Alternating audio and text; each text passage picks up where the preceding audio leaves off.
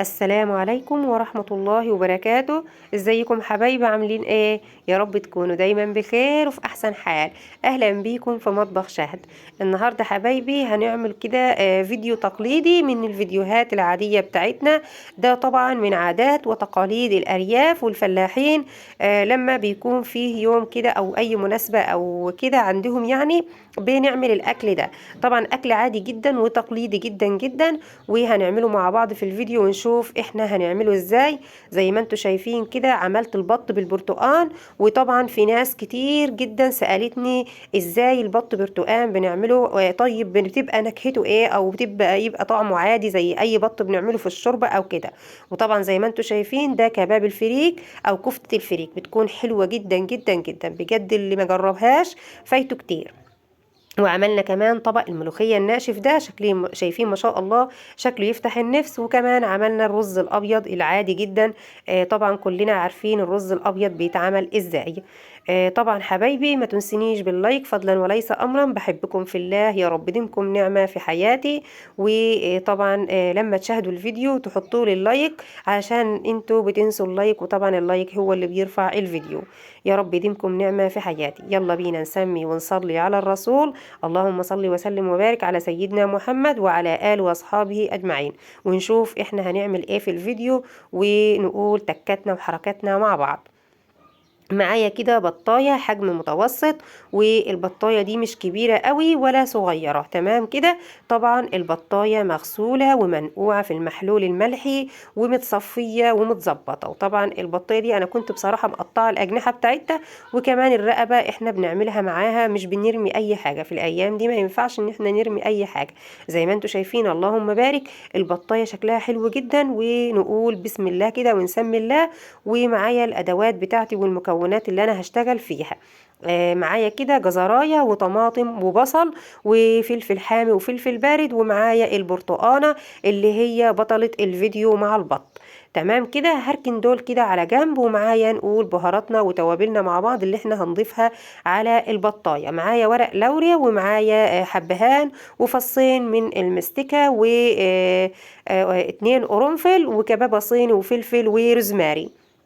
وطبعا البهارات والتوابل اللي انت تحبيها وتفضليها حطيها، بس دي طبعا بتكون حلوة جدا جدا مع الطيور عامة في الشوربة او في البط او في الفراخ، بتكون جميلة جدا. هنمسك بقى البطاية هنعمل لها مساج بالشكل ده كده. يعني ايه مساج؟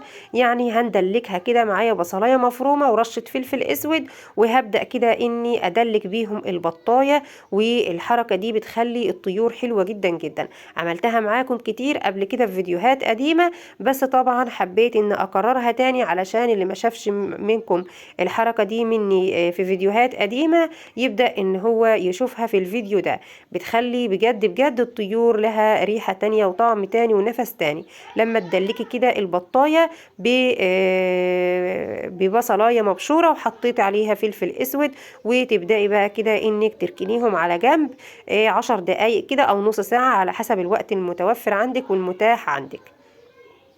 ومعايا طبعا الصينيه اللي انا هعمل فيها. ما تستغربوش انا هعمل في الصينيه ليه، وهقول لكم هنا في الفيديو ده انا ليه هعمل في الصينيه. سمعت منكم كتير وعرفت ان طبعا لو ما عندكيش الحلل اللي هي الكبيره اللي ممكن تاخد البطه معاكي، طيب هتتصرفي ازاي؟ بلاش تقسمي البطه، بيكون شكلها حلو في التقديم. يعني لما البطايه تيجي تعمليها كده وهي سليمه وتقدميها، طبعا بيكون شكلها افضل وشكلها اجمل.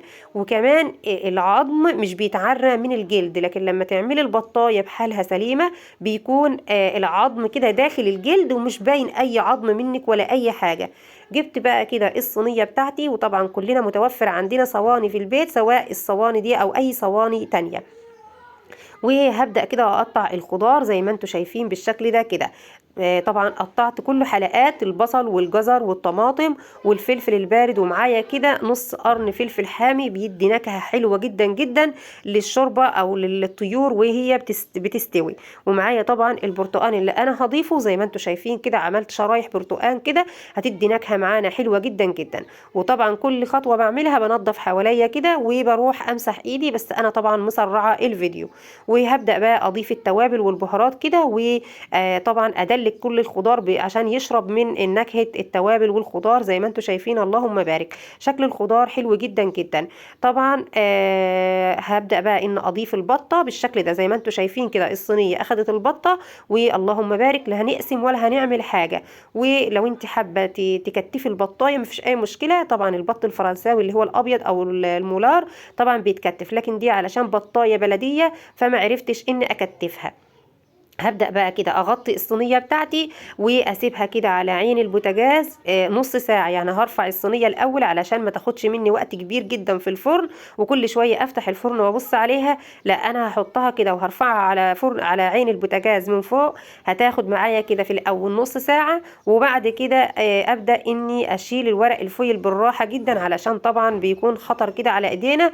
وهنبدأ إن احنا نضيف كوباية مية مغلية علشان تساعد معانا وتعمل برضو لو في بهاريز احنا عايزينها نستخدمها او كده، يبقى في بهاريز كده في الصينية تحت البط. وطبعا البط من الحاجات اللي بتنشف بسرعة مش زي الفراخ.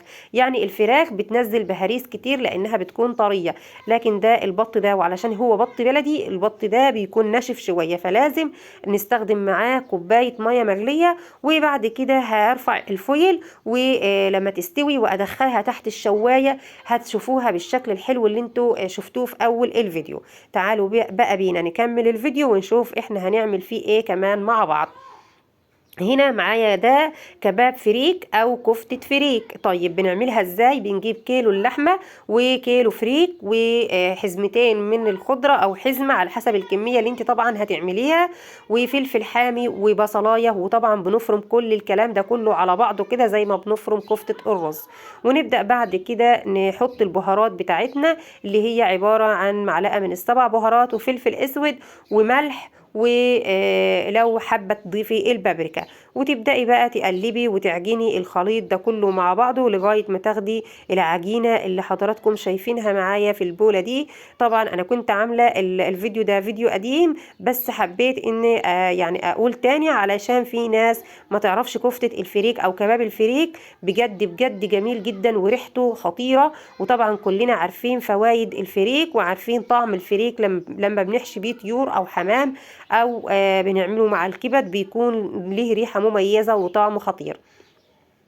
بعد كده بقى لما فرمت طبعا انا كنت مفرزه الكميه اللي انا مفرزاها، وبطلع كل ما عاوز كده كيس اعمله زي ما انتم شايفين كده. ده كان متفرز. بنمسك بقى الحته كده ونضغط عليها كده، ندلكها في ايدينا تدليكتين كده، وبعد كده بنمسكها نصبعها. وحجم الصباع يرجع ليكي انت، عايزاه صغير عايزاه كبير عايزاه طويل، دي حاجه ترجع ليكي، مفيش اي مشكله من الحجم، المهم الطريقه. وطبعا لو الطريقة عجبتكم ما تنسونيش باللايك يا حبايبي. هكمل بقى الكمية الكفتة بالشكل ده كده. طبعا بكببها كده الأول أو بضغط عليها كده ضغطتين ثلاثة. وعلشان ليه؟ علشان هي ما تفككش معايا وتكون متماسكة. يعني الحركة دي ليه؟ علشان تكون متماسكة وما يكونش فيها فتحات كده. هكمل بقى كل الكمية وهصبعها مع بعض. وطبعا كل واحد بيعمل على حسب أفراد أسرته. وهنعمل ايه في الكفتة ديت. طبعا فيه ناس بتعملها ازاي؟ بتحمرها زي كفتة الرز عادي وبتحط عليها تسبيكة وتحطها في صينية وتدخلها في الفرن. لكن بصراحة احنا مش بنحبها، احنا بنحبها بس كده ومتحمرة. طبعا بتتسلق او بتتعمل على البخار، انا هعملها على البخار معاكم. وبعد كده بحمرها عادي جدا وبناكلها متحمرة زي ما شفتوها في الطبق في بداية الفيديو. طبعا اليوم ده كان هوا جدا وبرد بصراحة فظيع، لان الفيديو ده تصوير قديم كان في شهر رجب. كل سنة وانتم طيبين. وكنت عاملة الفيديو ده بقى علشان كنا في مناسبة كده في شهر رجب. وحبيت بقى ان اعملها الكفتة ديت او الكباب ده وتشوفوا شكله معايا وتشوفوا طريقته. وقلت لكم على مكوناته: كيلو من اللحمة على كيلو من الفريك وحزمة من البقدونس وكزبرة وشبت وقرن فلفل حامي وبصلايه، وتفرمي الكلام ده كله وتصبعي بالشكل ده كده وتعجنيها طبعا، وتصبعيها بالشكل ده كده لغايه ما تاخدي منها العجين، نتيجه العجينه، وبعد كده تصبعيها. وبعد كده بقى تستخدميها، عايزه تحمريها وتحطيها في تسبيكه ماشي، عايزه تحمريها وتاكليها ناشف ماشي، مفيش اي مشكله. المهم دي حاجه ترجع ليكي، المهم العجينه تعمليها زي ما قلت، هتديكي ريحه حلوه ونتيجه حلوه. وطبعا لازم تغيير، مش لازم كلنا نعمل كفته الحاتي، عادي جدا، لازم نوفر في الايام دي، ولازم نغير، وبرضه نوري لازواجنا احنا بنعمل ايه. اعزكم الله. وطبعا معايا بقى البطايه كانت جهزت معايا، اللهم بارك، شايفين ما شاء الله. طبعا كنت شلت بقى من عليها الورق الفويل وحطيتها تحت الشوايه بالشكل اللي انتوا شايفينه ده بعد ما طلعت معايا. طبعا عملت بقى كده ايه، ورقه فويل كده في الجنب، وهبدا ان احط فيها كده، كنت بولع بقى فحمايه، وهحط الفحمايه وانزل عليها كده بسقطتين من الزيت او السمنه زي ما تحبي، وهنغطيها ونسيبها كده 10 دقايق. وكنت في الوقت ده بقى خلاص هغطي عليها واروح بقى اعمل طبق الملوخيه اللي انتوا شفتوه معايا في بدايه الفيديو.